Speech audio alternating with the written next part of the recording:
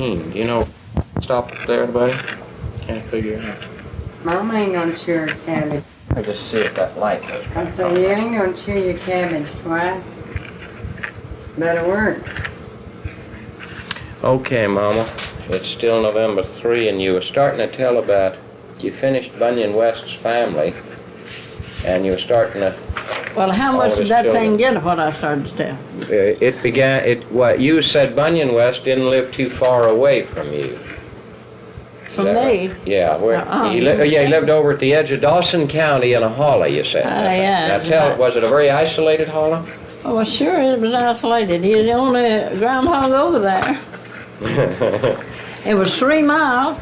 Yeah. From here's where he lived up to the top of the mountain. And then all the way downhill was just a few little balls. He lived in one of the most isolated places. Was down, going down, all the way down. Well, sometimes a meal would give out. They lived mostly on cornbread. And they'd have to go to meal. Well, he's afraid to put his horse on the road to be ice, sleet. 2.5 inches deep on the road. Maybe a 3-inch snow and then the sleet on top of that. And or the other way around. And he'd get his corn shell, sacked it up, pack it on that sled. And he'd put this chain on it and run a big pole through it. And then him and his son, they couldn't stand up to walk. They'd That's your little V8. They'd get long poles, not too heavy, as props and guides to help them pull. And they'd get in behind that pole, and they'd pull that sled up to the top of the mountain. They'd have to stake the sled down so it didn't slide back on them. Was that the problem? They was in front of the sled. It couldn't slide back on. Oh. They didn't dare use their horses. They didn't dare use their horses on them. Well, that's what I told you. He's afraid to put his horses out. This chain come out like this way from the sled, and this pole went through here. Well, they'd behind this pole. They was pulling that sled up the mountain. And they was out of danger unless they fell. But there's a narrow road, and there's ditches on each side, you know. Well, they take these poles, and they can Stake them in. The ditches were full of leaves, and it could break through the ice. Well, that was the Scotches. Each one had a stick, you know, and he'd stick it up, and this would go on a little further. Just a few steps at a time, huh? Yeah, when they get on, they could make pretty good time because they was used to it. They was in practice. When they got on top, then one would hold the sled, steady, till the other one got on, and then he could prop it with his pole, till the other got on it, and then start it with them sticks. How much do you reckon they were carrying in weight in the corn they were taking to the mill? Oh, well, 6 or 8 bushel. So you can figure it. That's right. And they could ride. Where was the mill located that you all were using in that area? Well, there was a Charter Canamers on the second house from where I was raised, on out towards Clear Creek. And they had to get it all the way out of that hollow, up over that mountain. They'd get it up on top of the mountain, and then they'd get on it and ride on down to the mill. They could handle the sled. They could guide it with the sticks, you know. Then they'd slide on down. Once in a while, they'd hit a little bump or something on the rise in the road. But they never dumped their corn, as far as you know. No, never, nothing like that ever happened. Well, the same way when they started back home, they'd have to put it back up to the top of the mountain. It's about the same distance. It's 3 miles to the road, and 3 miles down. Did Bunyan tell you this, or how do you remember all this? Well, I remember by seeing them going along the road. They went along the road just above where I lived. And they'd pull it back to the top of the mountain and then get on and ride down. Made you feel lucky to be that close to the mill, huh? Run down to home. The mill never worried me because my daddy took care of that. But they're in such an awful place up there. And we used to have a lot of... What about Bunyan's children? Did you stay in touch with any of them, like who Alonzo married, or Laurie? Alonzo married Angeline Burrow. Angeline Burrow? Yeah. B-U-R-R? B-U-R-R-E-L. R-E-L-L. Burrell. That's a real name, but his elders called him Burrow. Laurie? Laura married Will Southern. Is this a Will Southern we bumped into No. before? Okay. We know nothing about And it. then Relly, Really married Bill Chastain. Bill Chastain. Any kin to the doctor or No, he wasn't kin to that. Clemmer? Clemmer never did marry. Allison didn't marry. Okay. And Houston died when he was very young. Okay, in an accident? I don't know, he had a pneumonia, I believe. And then, The other boys, how they, Bunyan died and his wife left Gilmer County, and I don't know whatever. is that right? To the rest of The them. rest of the family, They Bunyan died before he was very old, huh? Well, he wasn't too old. But he done enough work to kill 2 men. He had a hard life, huh? Yeah.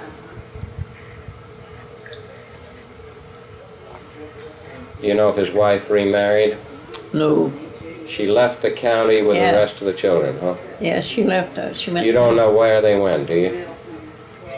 Where they I went to believe they Gordon? went to. I don't know where it is. Gordon County, a place they call Sugar Valley. It's just a community name, I guess, like Carter K. They might have gone to the cotton mills or somewhere to make a living. You don't know what happened to them. I never heard tell them. Never heard anything about it after they left Gilmer County. Now, you said you knew Mattie, Samuel West's daughter, who married Lester Mulkey, Yeah. who was the son of Wash. Now, who were their children? Oh, the oldest one was Lawrence. Lawrence, sorry.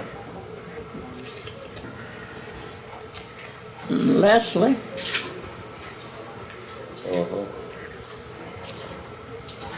And the girl were Florence and Dora. Dora, Yeah. And Maud. Maud. That was their family? Yeah. You know what happened to them, who Lawrence married? Or Lawrence married Artis Smith. Artis? Artis, A-R-T-I-S. Smith. Leslie married Lula Henderson. And Florence married, I don't know who she married. Dora? But Dora married Archie Evans. Was Archie he- Evans. What Evans was he? Oh, he's an outlaw, outcast. He wasn't interrelated. Okay. The Evans. And Maud married Benton Smith. Okay. Where did Mattie and Lester live? I believe I told you they lived on that towards Ebenezer. That's I right, don't know yeah, that. you did. He lived toward Ebenezer on a settlement road. You told me that. Yeah, that's right. well, all of those places around there, where my dad, where I was raised, and it was Which in of- Carter K. district. They had the county was cut up in districts, like it did everywhere, I guess. Were there any of Jonathan West's children, like John or Jim or Sam, that lived anywhere close to you? Or did they all? Or Nanny, who married Wilson Reese? Nanny and family moved, and Will, Minnie moved to Dawson. They lived in Dawson. These are Jonathan's children? Nanny and Wilson Reese moved to where?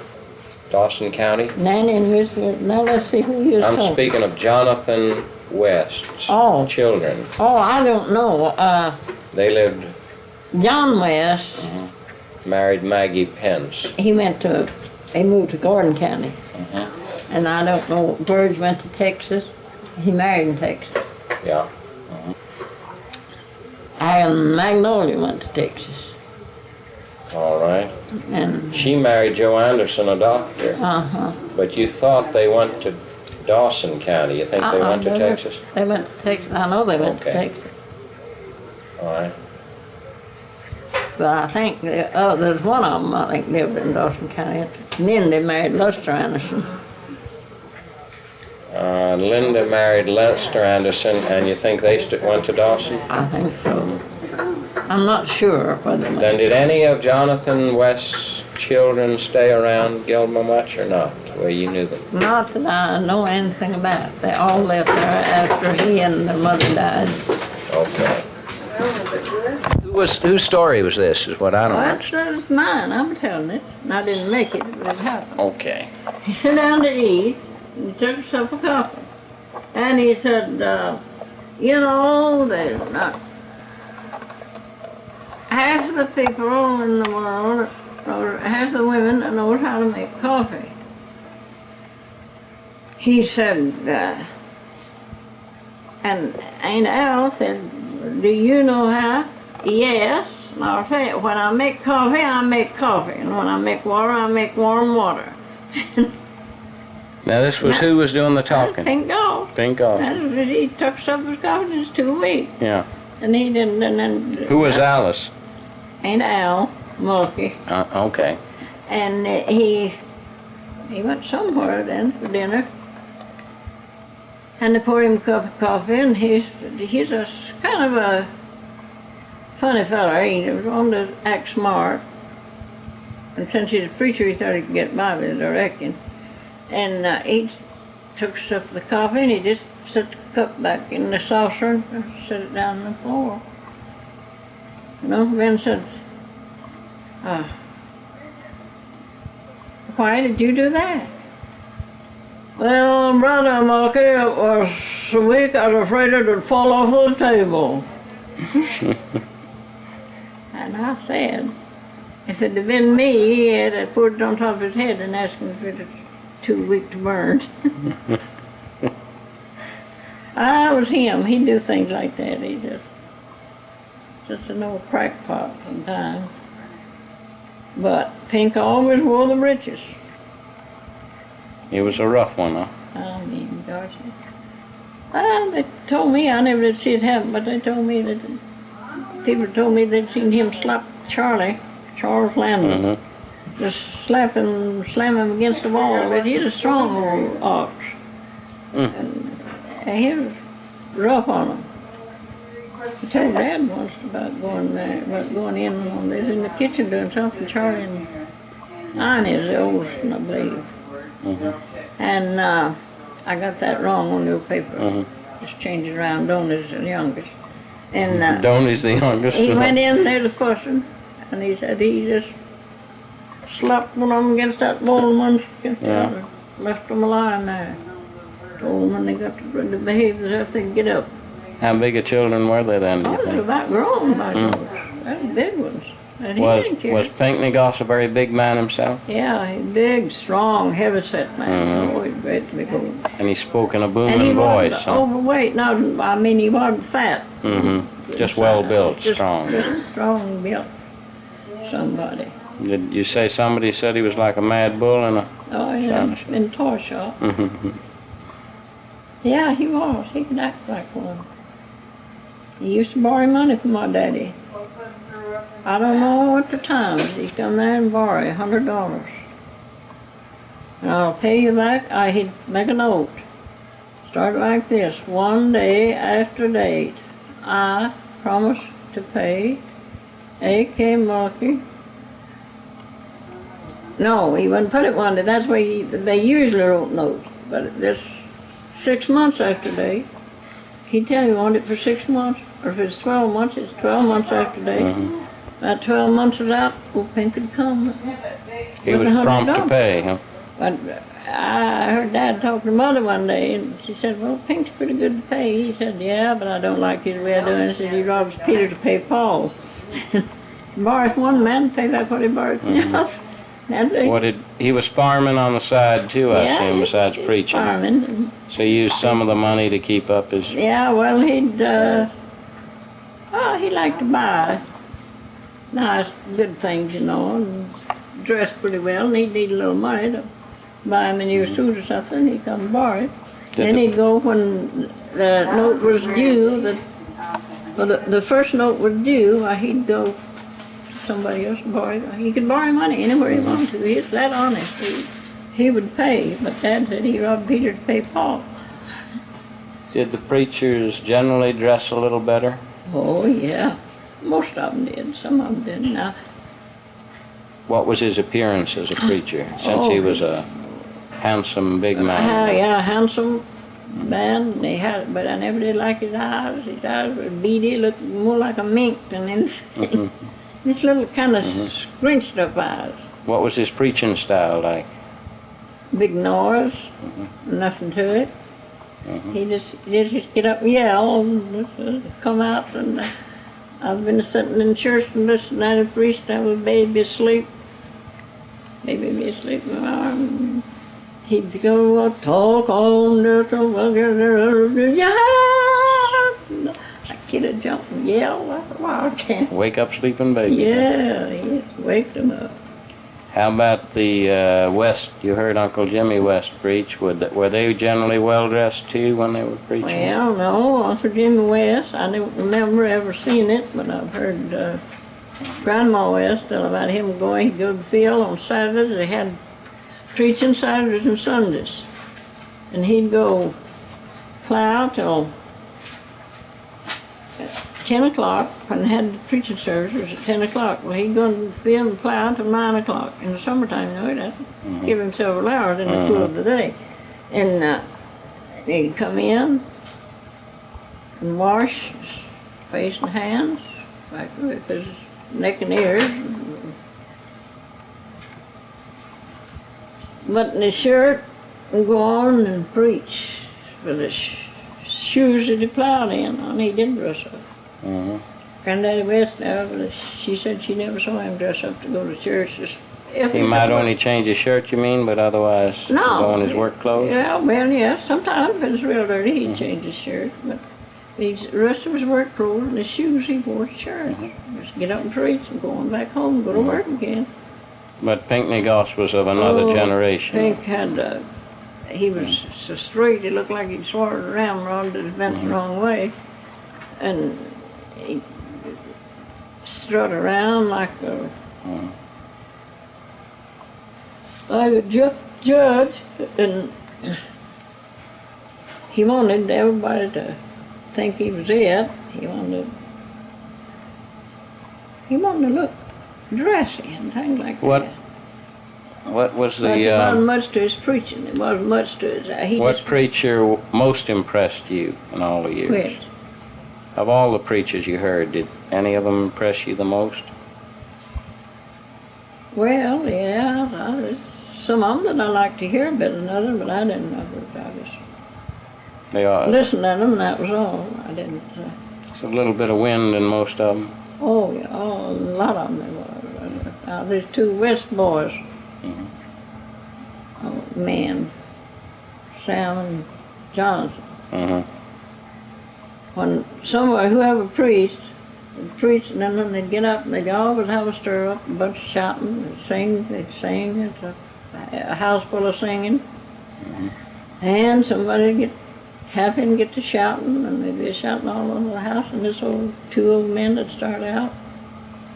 Oh, you never heard the like. Now they'd preach a sermon. You're speaking about Sam West and Jonathan. Yeah. Would they come down from the pulpit and amongst the congregation? Yeah, just go all over the house. And they met in the aisle one day, and one was talking loud to the other, and the other said, "Will you hush till I get through?" And they were both preaching at the same time. Huh? Yeah. And some people were talking in unknown tongues, and others were singing? No, they didn't have enough posters like that. They didn't talk in unknown tongues. Did you like the harmony of the singing, though, and the shape note singing and all? Well, sure it was. Yes, I liked it. Still like it better than I do the singing they have today. There's nothing much to it. There's too much, I don't know what. It's not real. I don't like hearing anybody get up and scream. I want them to have something. How about instruments? There were no instruments used. They didn't have any. It was all voices. Let me see, about 1910, they got an organ in the Ebenezer Church, and it like to burst in the church altogether. They fought that out. They really fought in the church. One woman slapped another woman's face. And she said, my Bible tells you if they smite me on one side, one cheek to turn the other. And she just turned around and she gave her another pop. In the church now. About the organ. That split the church open, one side wanted the organ, and the other did. But they kept on, they overruled them and got an organ. And then the people that didn't want it wasn't going to church no more, but they did.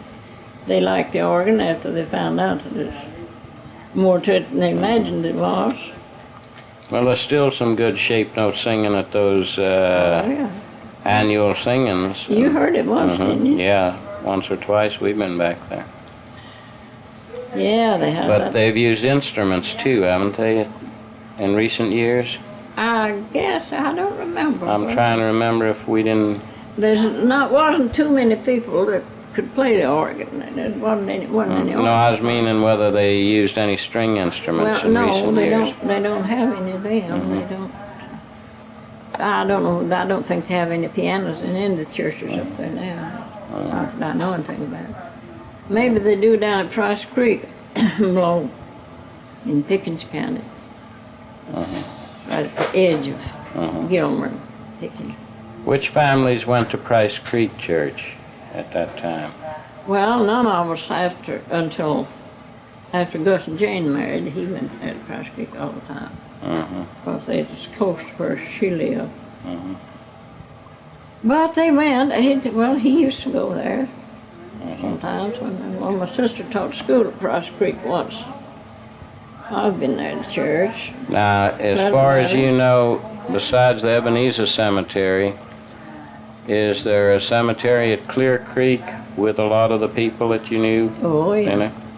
And Price Creek might have some of them? A few at Price Creek. 2 cemeteries there. Not too many. There's a few people buried at Price Creek. Then how about, is there at Mount Vernon, there's a few. That's on down. Where is Mount Vernon? Which towards LJ. So down on that. But over Burnt Mountain that way, towards Dawsonville, would there be any? I never went to any kind of a meeting on that side any further than Burnt Mountain. There's a Long Swamp Church in Jerusalem. Are there cemeteries in connection with any? What, Jerusalem? Jerusalem Church, you say, had a cemetery? Yeah, all churches had a cemetery. Let's see, there's one church in Bartow County, I believe. But there's no cemetery, and that's the only church I ever knew of that didn't have a cemetery. They carried them all. So that's one other place to get the historical birth dates on some of these people. And at Talking Rock's. A fair number of people went down to Talking Rock that area. Well, a lot of Uncle Don Marcus always went to Talking Rock, and then the Joneses, Bert Jones and his. See, Bert Jones married Uncle Horace Marcus' daughter, one of them. And they went to Talking And they moved down. They lived down in that section. They went to Talking Rock, and Bethesda, and there's a lot of churches on every corner almost. There's a lot of churches around that section.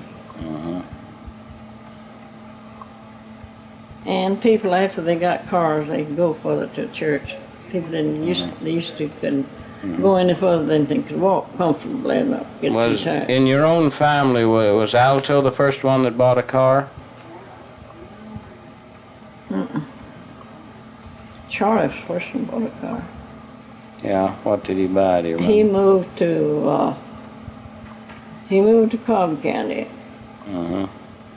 19 and that's the year after the First World War. He moved to Cobb County and he bought him a car, a Model T. One you had to crank. Got his arm broke, one bone in it, cranking it one day. He didn't fool with it. He hated it. He was going to sell it, but he didn't. He kept on fooling around until he got one that would run without pushing it every time he started it. And that was, he moved to Cobb County. And then also sold out and moved to Cobb County. And then we sold out and went to Cobb County. And Gus sold and went to Cobb County. He only stayed a year in Cobb County, and he went back to Fisher's Creek in Pickens County. Mhm. He never did even And he that. stayed up there. didn't he? Yeah, he stayed there until he sold that place and moved close to Jasper. I'm going too. Now, let me just identify, we're together here on November 4, Monday, the day before the 1974 election. And we're in the Lillie West store along in Lower Young Cane in Union County. And besides Lillie West, we have Ben West, whom we'll identify in a few minutes, and his wife, Grace, who was an Goss. older sister to Hope Goss. I'm- Right. And Ben West is the son of Joe West, Youngest son of Joe. youngest son of Joe West, who was both a farmer and the postmaster at Licklog in That's Gilmer right. County. Now we're going to get interrupted periodically, I see that. But he can't keep that baby out. That's my great grandson. Let me. He's gonna be putting down what we said. No, it's just chatting and. Well, I feel like holding my hand over that thing's mouth. You tell me your mother's name was called Liza, huh? Yeah. Talitha Prudence was her name? Yeah. She was a Sparks, and there's Sparks over this told, way. I said Parks. I didn't miss it much, did I? Spark. And it's Sparks. Sparks. She and Aunt Al, they called her, Allie, were sisters. Yeah. But there Who wasn't did one you bit think alike. Lily I just looked pictured like? her You mark. said She looks beside- like her mother. She resembles her Yes. mother? Oh, she just, Well, I've got a picture she of my looks mother some at the house. like Mulkey Made is, when she but was 20 she's years just old. so One much of like her us mother. had Now let me ask you a about- question after all And these my years. grandmother, Who do you think Ben looks like Well, I can't tell. in that well, family? he's very that- thin now. He's been He- working too hard. He is thin. What have you He's been just- doing He in looks recent more like his years? mother than he does his father. Well, a storm I think. came through in April. Tornado blew down 90 acres of my finest timber, He's worked all. and I've been Well- having that cut and into pulpwood Hmm. and Walking saw and worrying timber. and all that. How many acres do you have in, 300, and what county is it in? Lumpkin County, How long have you been there, Ben? 27 years. And did you go there directly from Gilmer County? No. No, I moved from Gilmer County to Pickens County, What section? Jasper, Mhm. and I taught school in Pickens County for several years. Did you? That's right. That's Harris and Crossroads and Philadelphia. That's my schools in Pickens County. Mhm. Then I left Pickens County and moved to Lumpkin County. Well, before I left Pickens, I went to Tate Mountain and worked for the Tate Mountain Estates for a few years. Mhm. That was a big summer resort, Right. golf course, Yeah. Mhm. and they had a big lake, and I stayed up there with them about, I guess, 8 or 10 years, Mhm. and then in the meantime, I found this little farm where I live now, and there's 75 acres out of it, and I liked it. It had an old water mill, Mhm. a corn mill, Mhm. so I bought that place, and since I bought it, I've added land to it until I have the 300 acres. But you had a bad break on that tornado. But Yes. now, in the meanwhile, the first fall that we moved there, well, he wasn't in schoolwork that fall, but the next year he began teaching again, and see, he was in schoolwork 40 years. 48 How long? years. 48 years. See, he retired as visiting teacher of Lumpkin County just a few years back. Well, and you were able to have a consistent record in education and Pretty good, yes. You see, out of the 48 that I taught, I lost 10, which give me a actual classroom work of 38 years. So, So you retired from the school system. that's right. And you've been living for 27 years then. in Lumpkin What County. section of Lumpkin County is this called? It's the Mill Creek section. Is the old mill still on The your old property? mill's still there, yes. And I'm planning to restore that old water wheel and Is that the right? dam and everything. Of course, put it back. although it isn't a mill now, it's a workshop. And what do you mean by that, Grace? Well, I have a hobby shop that I Do you? make It's a all big kind shop. of little gadgets and repair antique furniture You mentioned, and it's there. and Mm-hmm. everything like that. What kind of things do you create besides the things you repair? And Anything I Restore. see, if you can see it, you can. that's right. Do you have pretty good woodworking equipment then? Practically anything you need, Lathes to turn about or anything? right? Mhm. Have lathe, and jointer, planer, Mhm. everything you need to work. Have those been your hobby for many years? Well, when I was growing up, just a boy, we lived on a little branch, Mhm. and this water poured over a rock about 5, 6 feet, just straight over. Well, I wanted to build me a water wheel, so I went and made me a little wood trough, run that water down a little ways towards the house, and built a 5-foot overshot water wheel. Now, where were you living at that time? That was in Lick at Log. Lick Log. At Lick Log, you Gilman had this County. The this post Oh, stream. where that little branch That's right, is. yeah. You can remember it, Oh, can you? yes, Yeah. the back of the house. So, when I got the wheel made, How old were you when you built this? I don't know, I guess I was 10, 12 years Mhm. old. And in the meantime then, I had been to a place and I saw where a man had a little wheel running and a fan over the table in the kitchen. Mm-hmm. So I worked this wheel I built into a fan over the table. You took it. I ran This was a 5-foot overshot. overshot wheel. And that how did kept you the flies convert out of that the house. all the way to Well, the I house? put me a pulley on there Mm-hmm. and I took what they used to call a trot line, Mm-hmm. fishing line, Yeah, about right. a 1/4 inch cord. Mm-hmm. And I run that about 200 feet to the house, Yeah.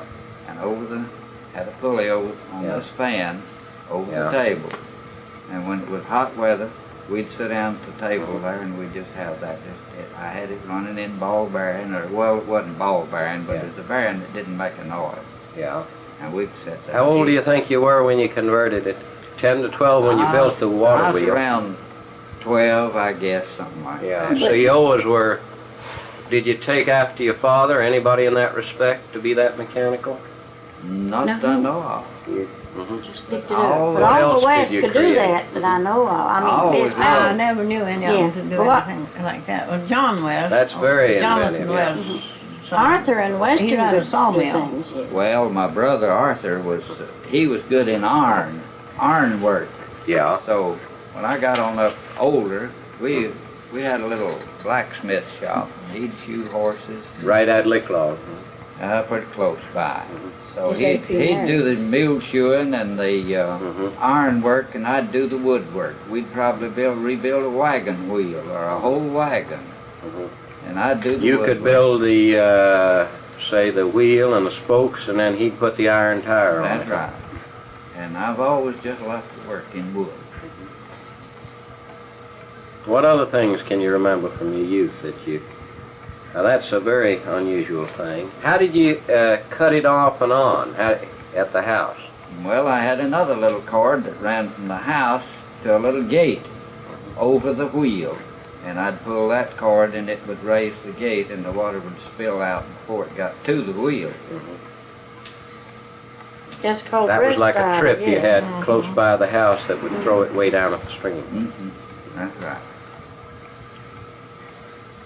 Well, that's been quite a while back, but in memory, I can see all I was working right now. Now, when you had that And if you fan in never the used to do it all kitchen, again. I guess you was 20 years old, about 18 or 20 then, wasn't you? Well, by the time I got all this finished, you see, we lived on this little stream there I grew up on it, Mm-hmm. and I made different kinds of Was lures. that the place that I've heard, let me see if I've got the story straight, your mother, Georgia, served as the postmaster as Right. long as the post She was office a was at postmaster Licklaw. when we moved Now, Now, there. was that an extra room onto your house? How would you describe the post office at Well, Licklaw? in the beginning, it was on just a little side room of the house. Mhm. And she was postmaster for, I'd say, 30 years. All Yeah. right. What roughly what age? Do you remember when she began, or was she already postmaster? when you began? Well, the postmaster, far back as I could remember, the post Okay. office had Well, been it there. has been a post When I office. was in that storehouse one time. Well, we hadn't got to. I see. Yeah. Okay. So Yeah. later on, my father built a little 18 by 20 room across the road Yeah. and put a few groceries and dry It's a goods country in it. store. And it was a All right. combination of post office and a little store. And then finally, when his health began to fail, or her health began to fail, Mhm. I took the post office. I was postmaster. You were. Yes, I was appointed postmaster by When was that? If you would remember that probably. 1920, Must have been 26. about 26, I guess. Well, we was married in 26. It was right after. So that it's fair to say that Licklaw was still a separate post office. That's until- right. All right.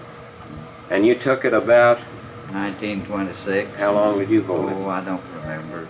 Just 2 years, we turned it something in like 2 years.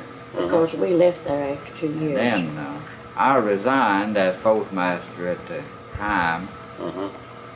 and it was hard. They couldn't get anybody else, and the government at that time was planning to do away with a lot of They these were. fourth-class post offices anyway. But Licklaw had survived where the other ones had been closed down earlier in That's in right, Gilmer yes. County. I guess that was about the last one that was, Of that size. yes, except Carter K went on for a few years after that. Well, Carter King no longer post office. Yes. No, not now. It's been But gone you a can long remember, I think you were telling me, Mama, when some of the very early ones were closed down, the early 1900s. Oh, yeah. Earlier. time. Yeah, Pike and Dyke was a one. Dyke was one, and the one Snyder. that, Snyder, Snyder. Burnt Mountain. Yeah. Mhm. They were closed quite Oh. a bit. oh, years No. before then. Yeah. Now, what was, let me ask your impressions as a person who stayed, in 1928, did you leave at that point? Were you teaching school in, Yes. when did you start teaching school? 1916, or well, 17, I it think. was the latter part of 1915. All right. I'd taken All right. an unfinished term, All right. and I taught from that on up.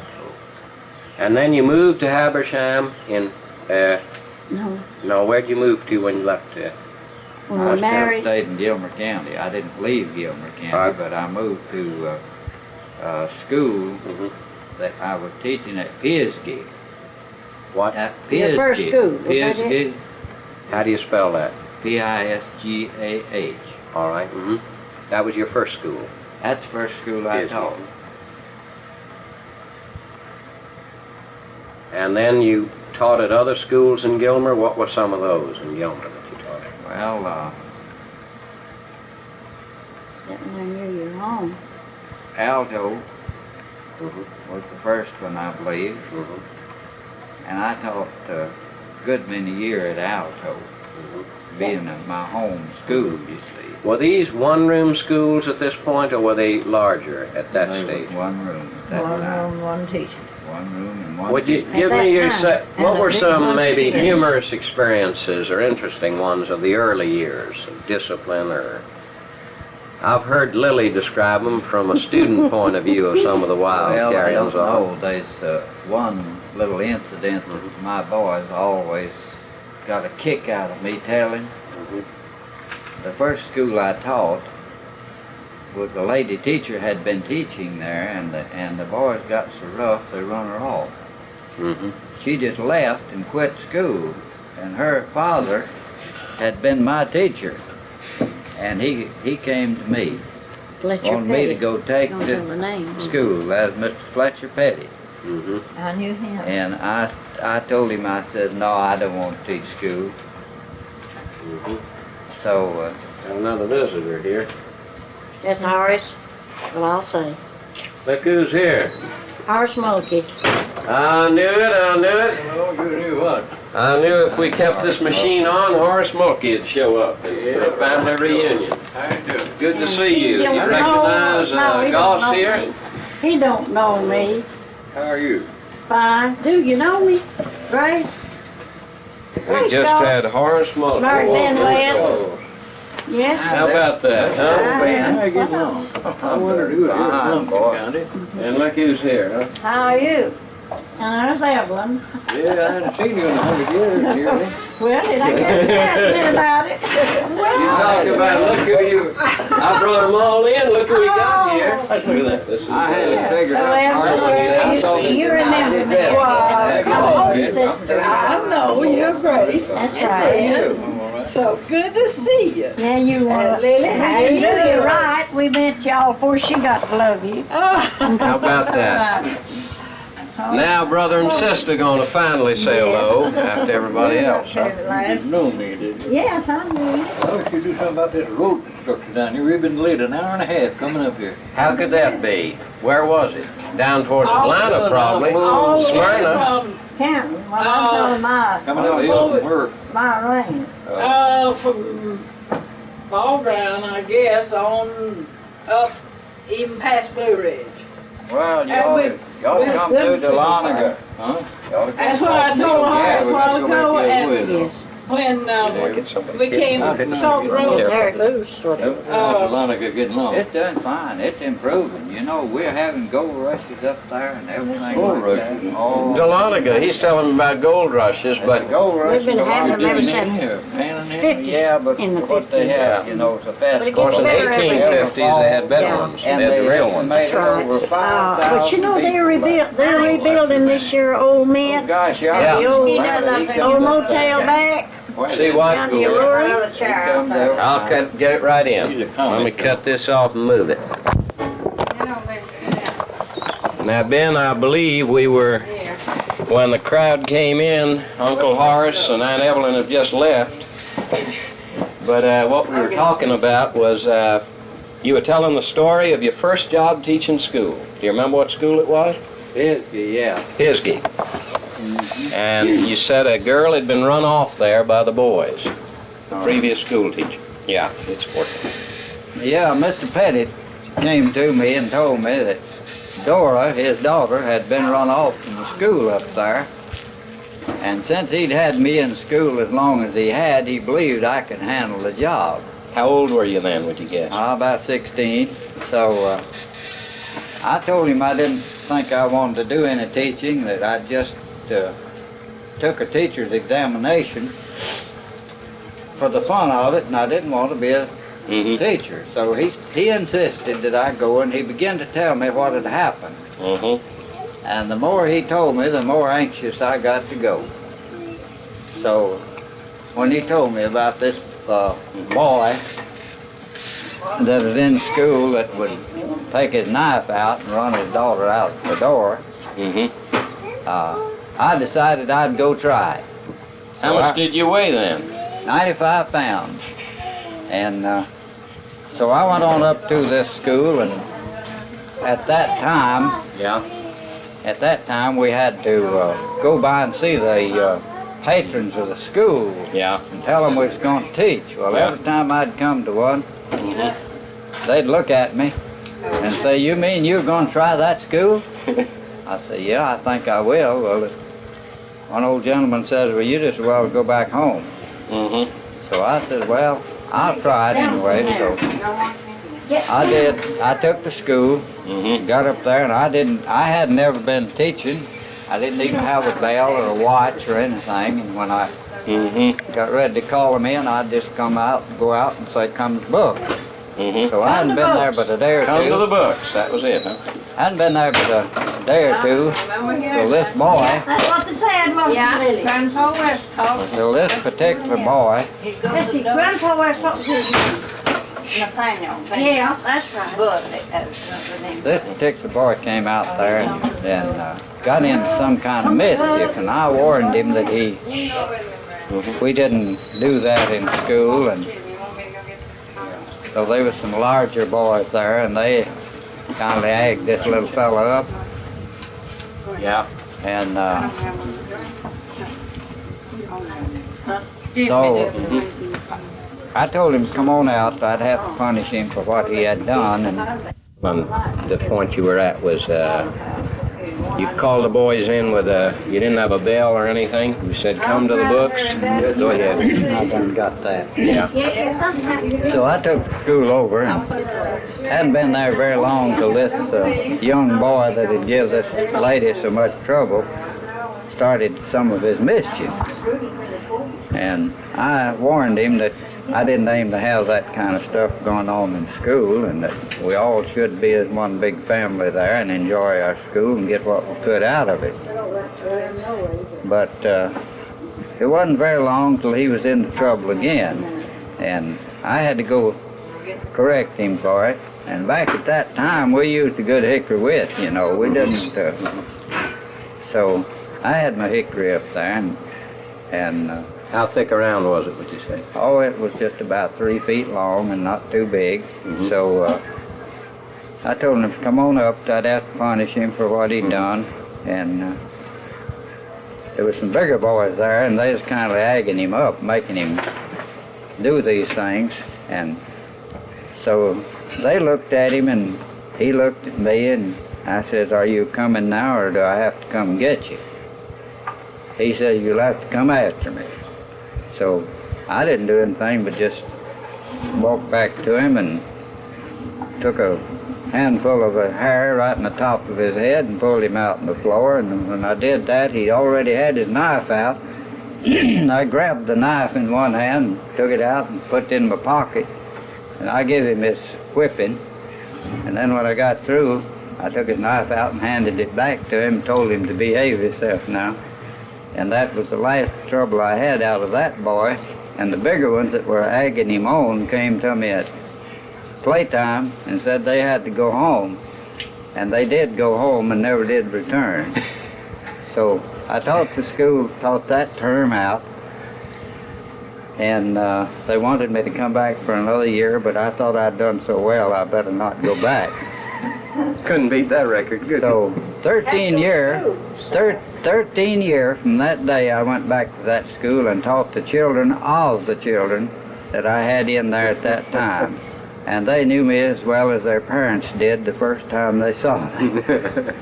Now, how big were those big boys in relation to you? Oh, they weighed about 180 pounds. The two bigger ones that were They egging were 18-year-old in the 4th grade. in the 4th grade. Yeah. They didn't go for the... That Pisgah school, what were some of the families that were around in that area then that you remember? The Ellises, Joe Ellis, run a store over there, and he had some boys, and they had children in school, and the Stamies, and Cochrans, and Holdings, and all just a whole mountain side up there with... Yeah. At that Pisgah school. It was a pretty rough bunch compared to what you were used to. It was really rough. In the lower end of Gilmer where you had come from, huh? They were much better behaved. It was really rough, but I got along nicely with them, and after they learned that they did have to behave, they were fine. Now that one you picked up by the top of the head, what do you reckon he weighed, since you were 95 he pounds? weighed about 120 or 25 pounds. You think you just had a lot of nerve and guts, or what was it that... Had a lot of mischief packed in his head. I knew I just had to do something. That's right, but he didn't. He didn't have any nerve at all. He was doing what He was a bully, yeah, the big ones were. doing what the bigger boys told me. Well, now, the main part about that school was when I first went up there was only 18 on roll. And when I wound up, there was 56. You mean within that same year? And they had to build more to the schoolhouse. After all this, That was around World War I? the latter part of 1915. And one-room school like that, it was heated with just a stove in the middle in the winter, or what? Yeah, we had a stove, just an old Were they stove. benches, or what was the system? Just flat, just benches with a back to them, no desk or nothing. Yeah. And how about water? Did you have a spring nearby? Yeah, or- we had a spring off down the holler, about 200 feet or 3 from the house, and naturally we had to carry the water up the hill, and had a water bucket and a dipper, and everybody drank out of the same Yeah, bucket and dipper. right. And also, when the wood would get low in the heater, Mhm. a couple of boys would go out and cut a load and tote it in on their back. Mm-hmm. And that's the way we got most of our wood, and I carried a lot of it too. How much were you paid? Do you remember a month in 1915? $27. Mm-hmm. And I, Did you board in that community? I or- boarded with a old man and his wife, old man Elijah Stemmy. How'd you spell that last name? S-T-A-M-E-Y. Sammy, you might call it. They call him Stemmies there. Stemmies, but it was an A. And they charged me $6 a month, which left me $21. Mhm. And we thought that was pretty good money at that time. Mm-hmm. But And did you eat pretty well for that $6 a month? I think we did because, What do you remember about the board? well, this old lady, she treated me just like one of her own children. Mm-hmm. And when I carried my lunch to school in a little lunch box, Mm-hmm. and she'd take a half a teacup of syrup and stir a chunk of butter up in that right real good, Yeah. and put me in 2 slices of homemade ham meat Mm-hmm. and a big sweet potato or 2 Mhm. and a chunk of cornbread. Yeah. And that is about the best eating I believe I ever had. How about breakfast? What do you remember about breakfast? Well, they board? always had their ham meat and their Red-eyed gravy. red-eyed gravy and That's Lillie talking back then. once in a while we'd have biscuit, but not often. Yeah. Just occasionally we'd have biscuit for breakfast. Mm-hmm. And after I'd been there with the school for some little time, Mm-hmm. I knew I had to kind of get acquainted with the people in the community and the boys too, and so I'd teach school all through the week, and then when Friday night came, the boys wanted me to go coon hunting with them. And I'd get out in those mountains and coon hunt all night Friday night Mm-hmm. until up in the day of Saturday. Mm-hmm. And their fathers would go along with us too, and we really had a big time. I think they enjoyed it more than I did, but I didn't tell them. Did you tree many a coon? Oh, we got a lot of them. And wildcat, those old bobcats were back there in those mountains, and every once in a while they'd tree one of those things, and he'd get up there in that tree, and they'd get him out on the dogs, and he'd tear all the dogs up, whip them. And Did the dogs ever get a bobcat, or do you always? once in a while they'd kill one, Mhm. but they usually tore the dogs up bad before they did. Mm-hmm. And so that's about the story of the first school I taught. Mm-hmm. Was there, all of Gilmer County was pretty good at moonshine. Were the fathers drinking on these moonshine expeditions? No, they on the coon hunting during the night? Or? No, they didn't. But they had plenty of moonshine liquor around. But when they got out on a hunt, it's business just like anything else. Yeah, right. And when they come back when they come back home at night after the coon hunt or whatever, then they'd take a little drink. Yeah. Before they went to bed. They'd offer you a dram? And I took one with them. Mm-hmm. I had to. You wouldn't be a man if you hadn't. That's right. Now, did you get home to Lick Log on weekends at that time? About every second or third week, I'd walk that 17-mile home. You didn't have a horse or jackass or anything up there with No, you? I didn't to begin with. Then I did buy a bicycle, and I'd ride it. I thought the roads would be so rough, I don't know how you'd make it. Well, I rode it what time I wasn't pushing it. But they were rough, but I had one anyway, and that was 17-mile walk one way. and that was the first one that they'd ever seen in the community where I. You brought the first bicycle into, was that still Pisgah or was that another school That bike? Pisgah, the same one. At the end of that year, you bought a bicycle? Yep, that's right. Made enough money, I guess. What did the bicycle cost you? What do you remember? I bought one second-handed from a boy, and I think I had an old watch I swapped him for it. And it was a good bicycle, but I just swapped the watch for it. Those It kids had been- never seen a bicycle up Never there. had. It'd been valued at $2.50, $3, I guess. Yeah. Had you, up to that point, seen a railroad or anything? I had. You'd been into LJ or? Yeah, I had. I'd been to Ellijay and I'd seen a railroad, but the people that lived up there were 17 miles from Ellijay too. And a lot of the children had never been to Ellijay. Yeah. And they had steer wagon. A wagon with 2 steers hitched to it. And they'd come to the schoolhouse early of a morning with those steers. And they'd be gone all that day and till the next night before they made the round trip to LJ. What would they be hauling into LJ? Produce or what? They'd haul cross ties and just anything they had to sell, anything they didn't use on the farm, they'd take it and sell it in LJ. What was different about the people in that Pisgah district compared to what you were used to in the other end, Licklog and Cardiacay and Ebenezer? Well, they seemed to be a type of people that wanted to please. They wanted to please you. And there was nothing they had that was too good to divide with you. They'd divide anything they had. I know there's times when I'd be walking where I boarded home, that they'd meet me on the road with a big sweet potato or something and give me something to eat along the road. They were all like that. Friendly as could Just be. friendly as they could be. They didn't bother anybody's business, and they didn't want anybody bothering theirs either. Now, did they'd also not tell a stranger nothing about each other? No, Who no had a stranger. still or nothing? They wouldn't tell nothing if they No, didn't like stranger that. come in there, and if they didn't know something about him or know who he was, and they asked about a certain fellow over here, do you know so-and-so?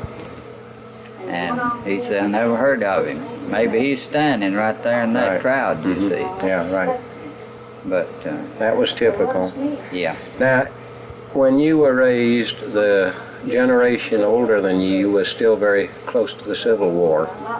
I don't know whether older brothers of your father or anything had fought in the war, or your uncles or what at that period. But had there been divided feelings like there were, like Uncle Bob Evans had been on one side, as you know. There were others that were Confederates. Do you remember which ones were which way as a boy? I don't think at that time that had any effect on the people. People were, I mean, back in your home community, I wasn't speaking of Pisgah now, but more as you were raised. Do you think people were more forgetting that? It was getting behind them? Yes, it was. How about politics? Was that important to people, like whether you were Democrats? Did you know whether your father was a Democrat or Republican? Would you know things like that as a child growing up? Would you I hear? don't think a child would. Mm-hmm. Ordinarily, a child wouldn't know anything about whether he's Democrat or But as you got Republican. grown, you'd begin to realize, As he grew up, he'd... was it more by families than anything? Yeah, I think so. No, not principles as much, That's was it? right. I think it's just whatever father was, that's what son was. Mm-hmm. What did the West around you tend to be? Politically, when you they learned it? were about all that I knew were Democrats. Right. What families would you think of if you thought of Republican families? Who would you name? If you... Well, there was some Kincaids that lived Yeah. nearby that were Republicans. Now, did they go to Ebenezer too? Would they attend the same churches sometimes? Oh yes. It Yeah. didn't affect It things didn't like have that. any effect. Okay. The politics had no effect on the neighbors, whatever. Did people read newspapers, like say in your own coming up as a child? Did your father read any daily newspaper or weekly No, we newspaper? didn't have anything but a weekly. What weekly was that? We had there was one printed in Lillie, and then we had like grit and papers Yeah. like that. Did you get anything out of Atlanta at that time? No, I don't believe we did. I Okay. don't think we got any. More of an entertainment newspaper like That's the Grit. right, yeah. Do you remember as a child ever, as you learned to read and write, whether you read the Lillie paper or looked at it? Or was it of no curiosity to you? No, it didn't mean too much to us when we got up a little age on us, and then we began to write the news for our community.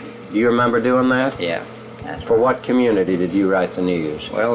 Mine was Licklaw. How old were you when you began doing that? I don't remember now. I was a pretty good sized boy though. 20? Yeah, I guess. Yeah, I was 20. And, Who asked you to do it, you think? The editor or well, someone? I don't know, someone in the community, I think, talked to the editor of the paper, and he said he would appreciate it if they would, from each community, write the news. Yeah. At that time, the papers were pretty blank anyway. There wasn't too much to put in them. Nobody Yeah, not enough advertised. local news, yeah. They didn't pay for any advertisements or anything. Very few advertisements. That's right. So each community would write its news, and knowing each other Yeah, you through could the turn in. news, while we was always anxious to see what. So you happened. wrote the Licklog News. That's right. Do you remember who wrote other news from other sections? No, we. What was the name of the Lillie paper then? Do you remember? It was the Was it the Courier? Times Courier. It's still the way it is? Yeah, Times that's Courier. right. Times Courier. So that's the way our boys and girls all kept in touch with each other, was through the news. See, we maybe wouldn't see, when we left school, we wouldn't see each other in maybe for a year. Which school did you go to yourself? I went to Oakland. And did you finish at Oakland, or how many years No. did you go to Oakland? I went to Oakland, then I went to Clarksville to the 9th District Agricultural College one term. Yeah, I don't know where it's And then, hardly that big or not, but it's a nickel. I took a course It wasn't hardly that at big. University of Georgia at Athens. Oh, no. That's later, after I'd done with That's after you taught a while. It was later. North Georgia What College. was it? Mhm. So It was I long bar in finally this. had 2 years in college when I quit teaching. Yes. But in the early years, a lot of the teachers just were people who had finished the immediate grade school they were in 7th grade, attending. yes. If you finished 7th grade and was a good 7th grade student, you could go out and teach. Mhm. And you had to take a teacher's examination in that time. And if you made 80, you got a 3rd grade. If you made 85 or 90, you got a 2nd grade. And if you made 95, you That got a affected 1st your grade. pay, is that right? Yeah, and higher the grade, the more it paid you, of course. Mhm. Was there any other, I asked you about a humorous incident, was there anything else in your school teaching in those Gilmer County days that was, if not humorous, of different vintage than we have today at all? Well, I taught over on Pleasant Valley one time, and that was in 1926, 25, and 26. We had some boys over there that were, you wouldn't say they was mean, but they were always mischievous. They was into some mischief. And I had been a boy myself long enough to know pretty well how to catch these boys when they'd get into something. And I had one boy over there that was always into some kind of trouble. He'd want to fight with some other boy in school. And I talked to him about that fighting and all, and told him, I said, that won't do now. And his name was Rembert. Rembert Williams. Mm-hmm. I said, Rembert, I don't think you ought to get out here and jump on these little boys. I said, I'll tell you. Well, he says, Mr. West, he says, it just gets in my blood. He says, and when it gets in my blood, I just got to fight somebody. I said, well, Rembert, let me tell you. I said, next time it gets in your blood, you just come on in the house and tell me. And I said, me and you'll have it out. All right, he said, I'll do it.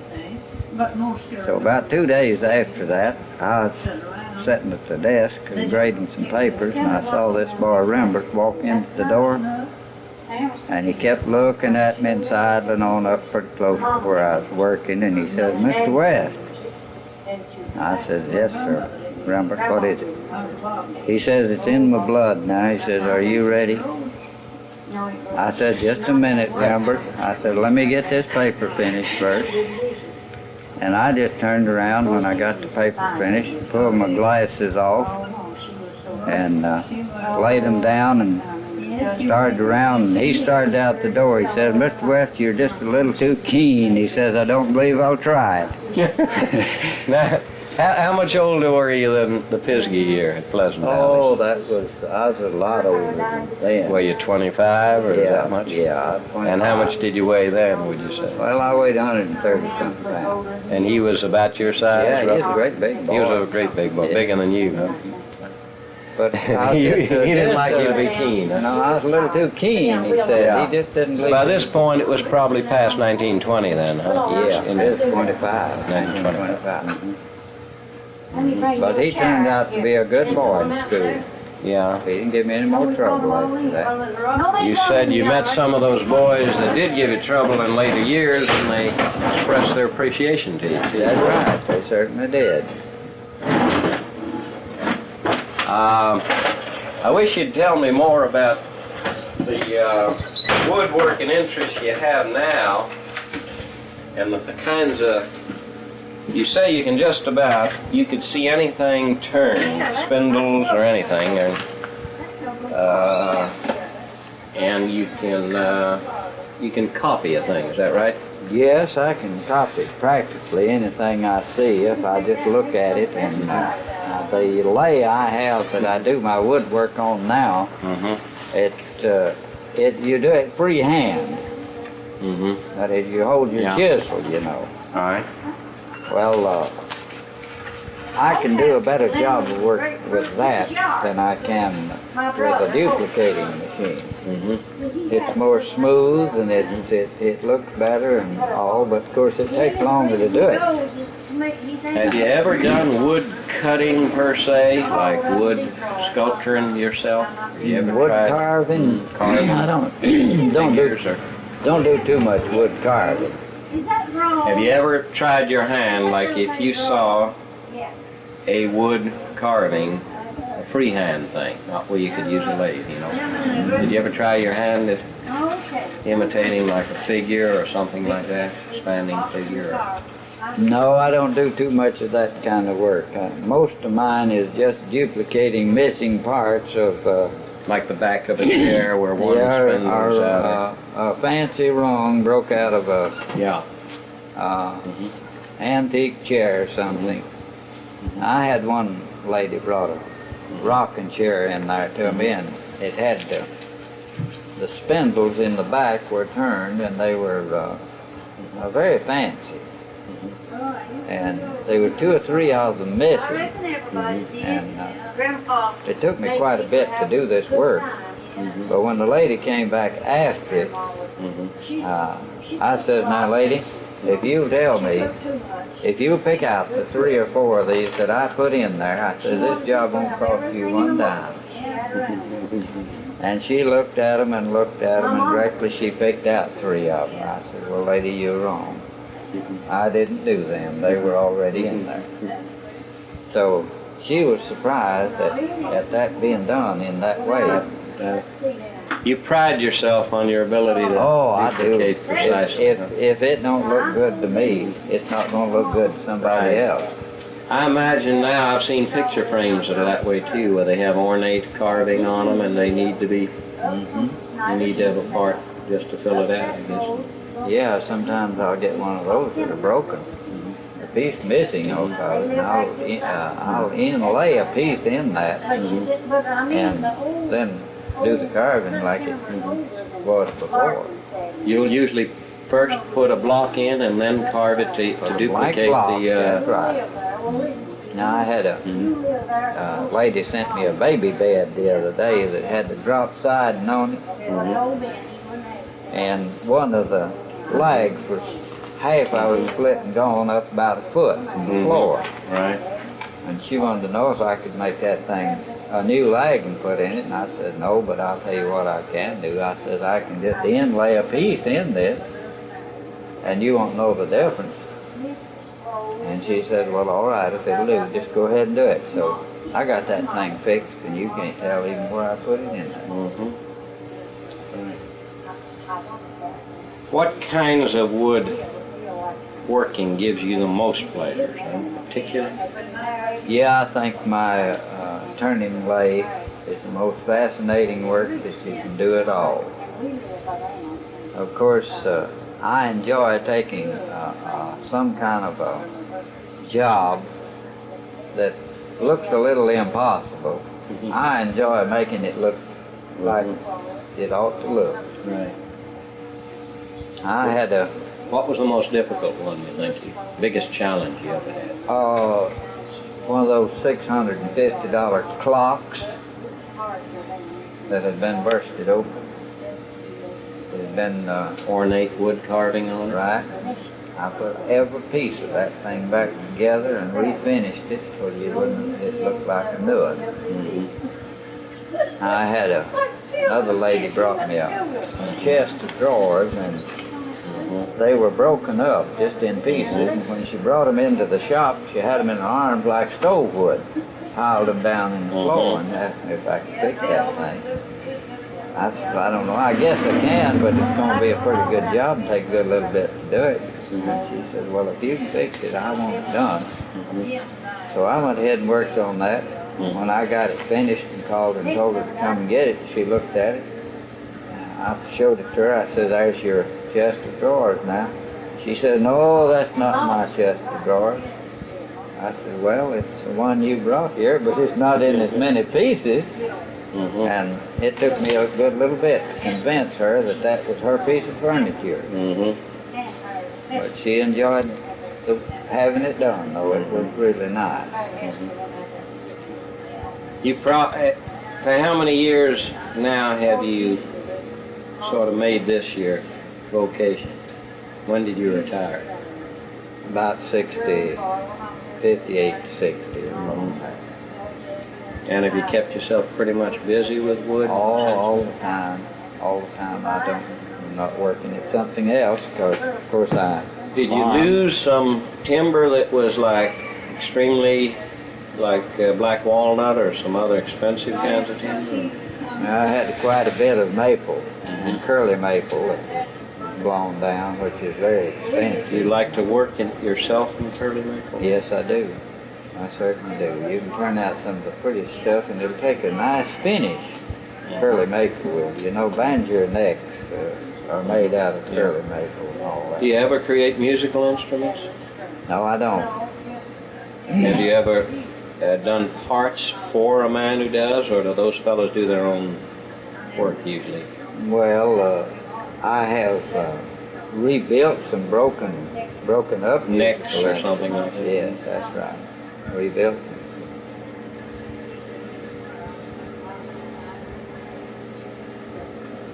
Well, it must be. What was the next big thing you did after you when you were 10 to 12? You tried your hand at that 5-foot Water wheel. water wheel and on an overshoot. Then you hooked it up to the. Oh, what fan blades? What was the size of the fan blades over your About mother's 3 kitchen feet. table? There's. Were they carved out of wood or what? Yeah, there's wood. Did you put it all together, I that put fan it all device? together. I made it out of wood and made the fan kind of on the same style of the old barroom. Yeah, Electric except fan. they were usually electric and They were black electric. motors in the middle, weren't Yeah, they? that's right, But you yeah. built it with a middle hub like that? That's right. Out of one big piece, or do you create the fan blades? No, I had four blades that I placed on a hub. Yeah. And this hub turned and the 4 blades was attached to it. And by the way, not long ago, they sent me one of those old barroom fans to refinish and redo. And I worked on it for about 4 to 6 hours, I guess. Had to take all those 4 blades off, and they'd been painted black. Yeah. They wanted the black all off and wanted natural wood. Yeah. So I took those off and put them back into natural wood color, and had to take the motor down and inside and put a switch or 2 on it. And I got that thing finished, and the man come after it, and he said, "Now, what's the bill on this?" I said, "Oh, I guess about $8 or $10. He says, $8 or $10? He says, "Why, man said you couldn't buy bacon at that," and he give me $25 for the job. And I have that to happen very often. I don't charge too much for what I do, and people will sometimes they'll more than double what I ask for my job. Had a lawyer over to come and had one of those old roll-top desks that belonged to his uncle. He was a doctor, and he wanted me to refinish that old roll-top desk. I didn't want to do it, but still I hated not to. And he brought it up there, and it was in bad condition. It broke all the pieces, and the veneering was off at the top. So his wife asked me when I went after it, said, "About what would it cost to get that done?" I said, "Oh, I guess $25 or $30. And I hadn't thought one time what I was getting into, but if I'd have told her $5, I'd have done it at the same price that I told her. So I got that thing finished, and he came after it. And he just stood back and looked at it for 10 minutes, I guess, before he ever said a word. And I says, "Colonel, did you like that?" He said, "Like it. I don't believe it could be done, but yet I'm looking right at it." He says, "I never thought that desk could be refinished and redone like it is." Right. Now he says, "I've got another one down there just like it." And he says, I want you to redo it." I said, "No, I don't want to do that. I might ruin it." And he said, "Now what I owe you for this?" And I said, "Well, I told your wife it'd be $25, $30. So he just took out $50 and handed it to me. And he says, you didn't get enough at this." And he said, "Now if you want to do that other for me," he says, "I won't ask you to do it for this price or double this price." Right. So I never have gone after it yet, but I may get it yet. That was a wonderful piece of furniture anyway. I need to go back and ask you what else you can recall. You said you remember your Uncle Ben left for Haley'sville, Alabama. That's right. And I think you said you didn't know who he married. Was that true? No, I don't know. Did he farm down around Haley'sville? Yeah, he was a farmer. And you never stayed in touch anymore No. with your cousins? No. Your Uncle Sam left for Arkansas, married a woman named Bee. Yeah, and he visited back here with us several times before he died. Right. Now he has some of his girls lives at Romance yet. I wanted to go out You there. think he's got any sons at Romance? He had one, and one died, and I just don't know. 2 daughters still live around? Around Romance.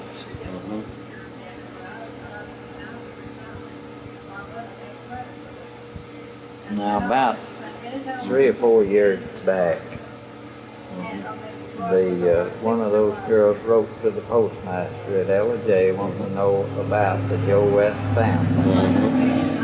And the postmaster mailed a letter on up to my brother or one of my sisters, one. And they told me about it, and I told them I was going to go out there and hunt them up, but something's always turned Right. up that I didn't get. The other thing I didn't finish was your little sister Emma's family. She married Pearl Parker. Is that right? Mm. Did she ever? Got the wrong one. Let's see. You were the fourth child. Oh no, Grace Goss married you, right? Mm-hmm. Now who did Emma Adeline marry? Married Homer Stanfield. I sure got this wrong. Now you've got Sister O'Bearden's girl. Who do you mean by sister? That was my mother's brother's girl. Married Harry Parker. Your mother's, that'd be Georgia Bearden's. Huh? Mm-hmm. Georgia Bearden's who? And this was Yeah. Georgia Bearden's brother, Cicero. That was his girl that married Pearl Parker. And Pearl is a man's name or a Yeah. man? So your mother, Georgia, Yeah, but I'm talking about had a brother oh, who had a daughter who married Pearl Parker? That's right. Okay.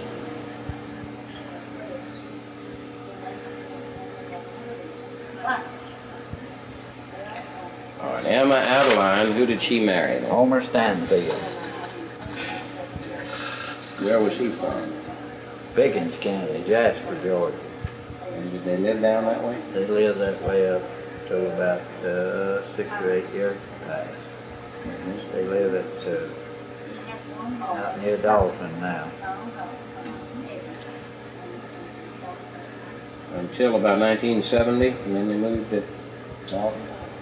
Yeah, somewhere back then. I don't remember just what the date was. What did he do? Most of He was a school teacher and a county school superintendent. In Jasper, in That's Pickens right, County. Pickens County. He was superintendent for 1 year over there and taught the rest of Do you it. know Emma's children? None.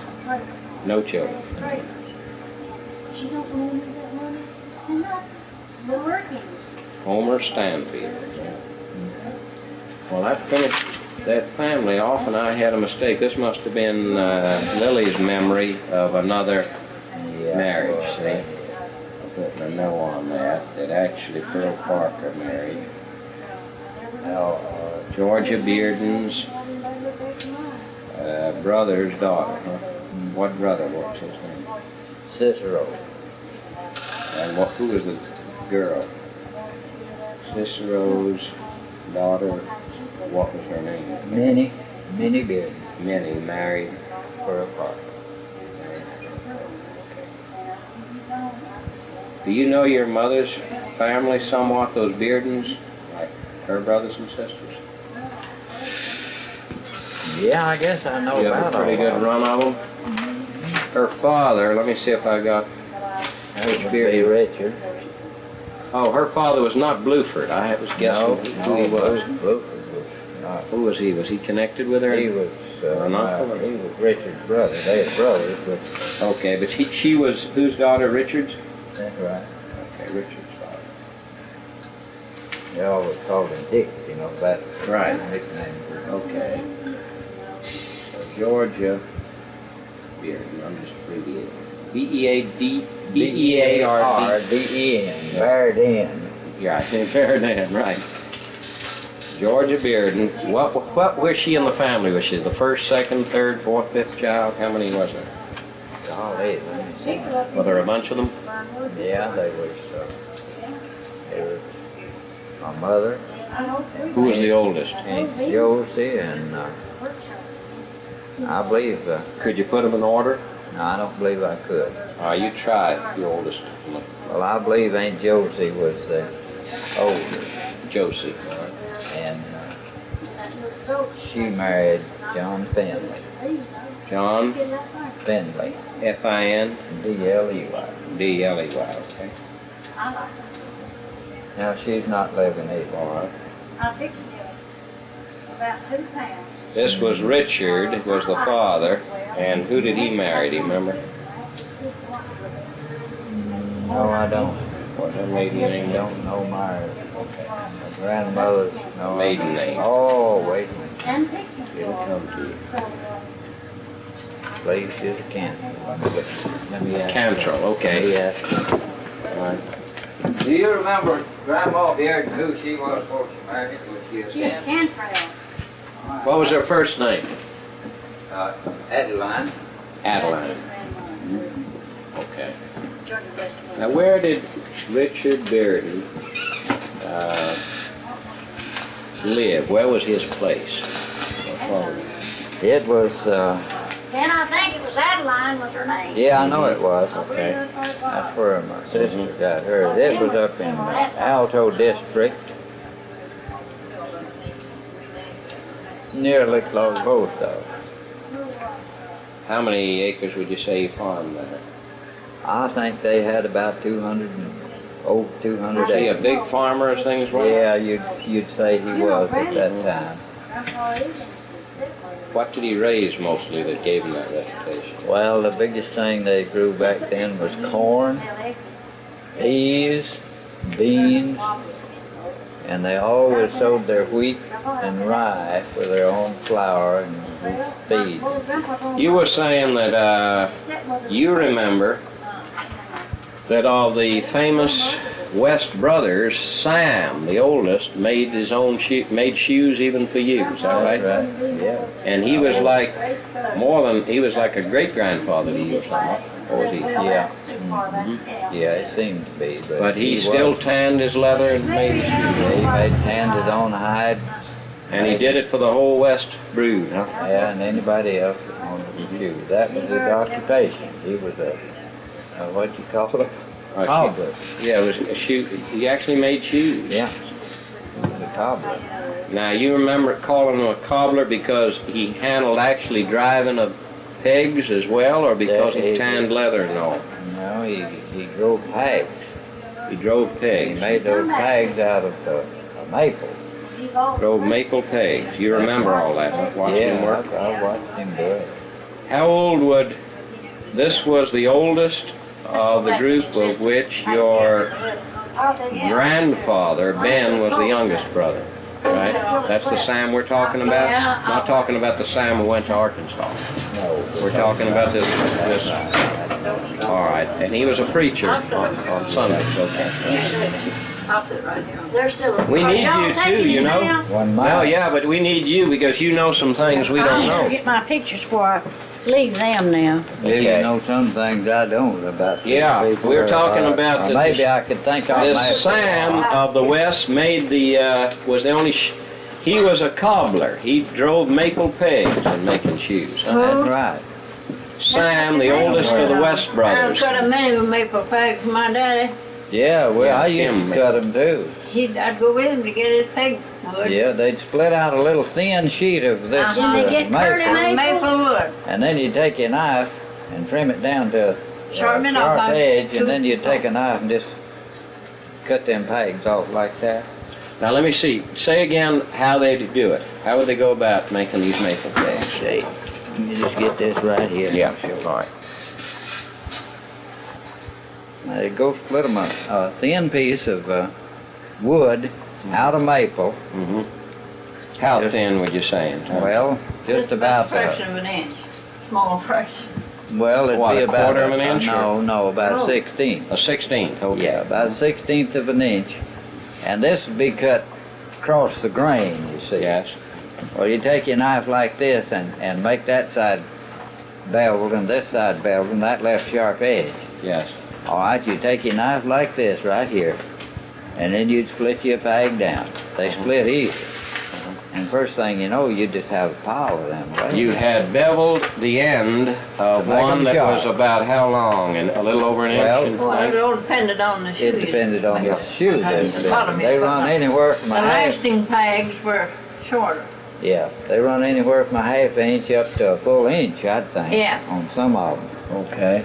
Of course, that peg went through that leather And onto the inside. and then had a wood last on the inside. Well, when he taken his awl Mm-hmm. and made the hole to start that peg, well, when he drove it in there and it hit this wood inside, it braided. Mm-hmm. And then if it was too long, he cut that off Right. on the outside and had a knife that he put on the inside. He cut the brass ends off. Then what would he lay in there to make it comfortable as a shoe on the inside Just then? attached pegs. Nothing. They didn't put anything. Just wore wool socks back them days. It Yeah. didn't go all the way through. They made all of their Well, he didn't socks. sand them down then, though. or No, he anything. just had a knife that Dried he it out run- well enough. that he run in there and he'd cut that rough part off. And then it kind of ran them down. Yeah. And it cut them Yes, off. they'd cut them off, but they was already braided and he made them smooth that way. And Yeah. I don't know, I think maybe back them times our feet was tougher anyhow. They didn't take much attention to us. Yeah, we went barefoot a heck of a lot. That's right. You ever remember cracking